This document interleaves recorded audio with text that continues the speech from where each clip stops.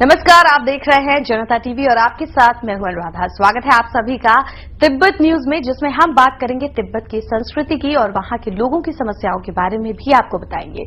तो चलिए शुरू करते हैं आज का सफर।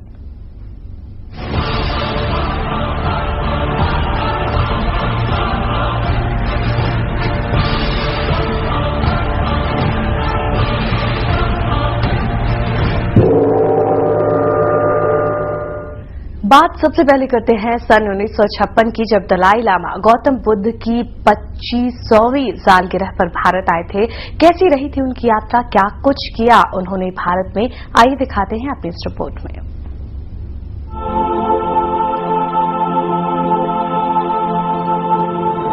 भारत और चीन की सरहदों के पास बसा एक खूबसूरत देश तिब्बत।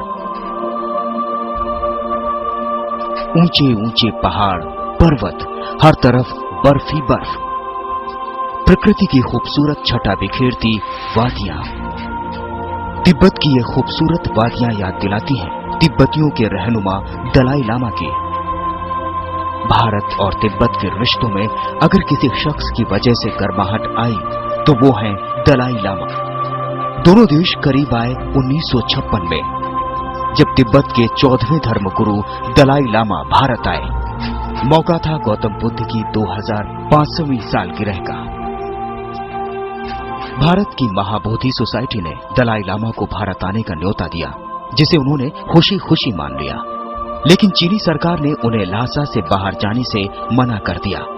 लेकिन सभी देशों के दबाव के कारण चीनी सरकार ने दलाई लामा को जाने की अनुमति तो दे दी, लेकिन पंचेन लामा को भी उनके साथ जाना पड़ा, ताकि वो भारत में दलाई लामा की गतिविधियों पर नजर रख सके। भारत में जब दलाई लामा आए तो उनका भव्य स्वागत किया गया। इस मौके पर मौजूद थे भारत के पहले प्रधानमंत्री जवाहरलाल नेहरू। उन्होंने दलाई लामा का स्वागत किया।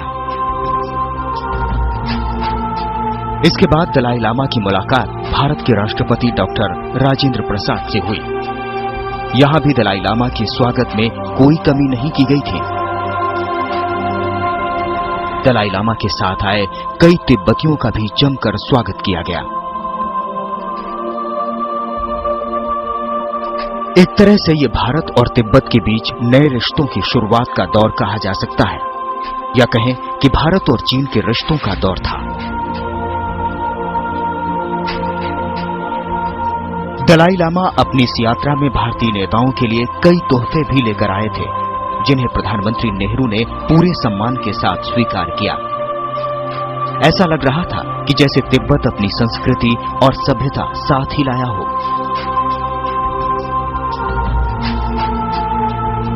अपनी इस यात्रा के दौरान दलाई लामा राष्ट्रपिता महात्मा गांधी की समाधि पर भी गए, वहां उन्हें श्रद्धांजलि दी।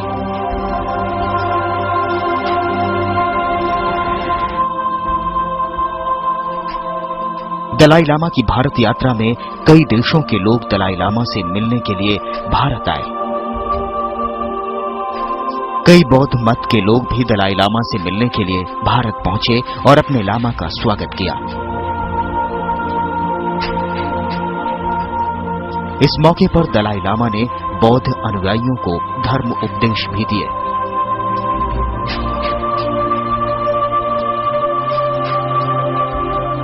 ब्यूरो रिपोर्ट, जनता टीवी।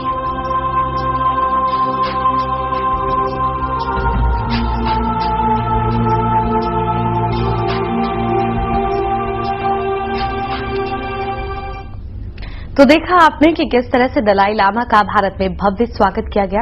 अतिथि देवो भव की इस रीत को जवाहरलाल नेहरू और डॉक्टर राजेंद्र प्रसाद ने भी बखूबी निभाया और भारत के लोगों ने भी दलाई लामा के आवभगत में कोई कोर कसर नहीं छोड़ी। चलिए अब आपको दिखाते हैं इस ऐतिहासिक घड़ी की कुछ और झलकियां। 26 जनवरी 1950 हिंदुस्तान के इतिहास की एक ऐसी मुकद्दस तारीख जब आजाद भारत का संविधान पूरी तरह लागू हुआ। इस मौके पर राजधानी दिल्ली में हर साल भव्य समारोह आयोजित किया जाता है।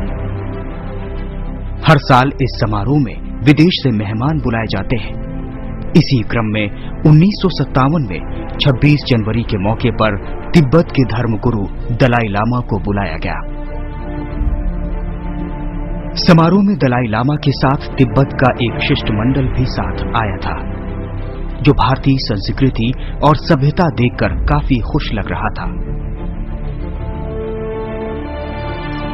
भारत यात्रा पर आए दलाई लामा ने भारतीय संसद का भी दौरा किया।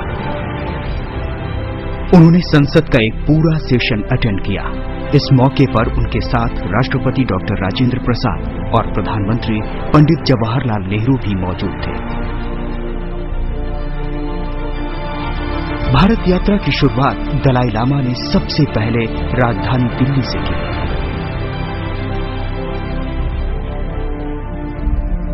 दिल्ली में सबसे पहले उन्होंने गौतम बुद्ध के मंदिर के दर्शन किए। इसके बाद उनका काफिला कुतुब मीनार की तरफ रवाना हुआ।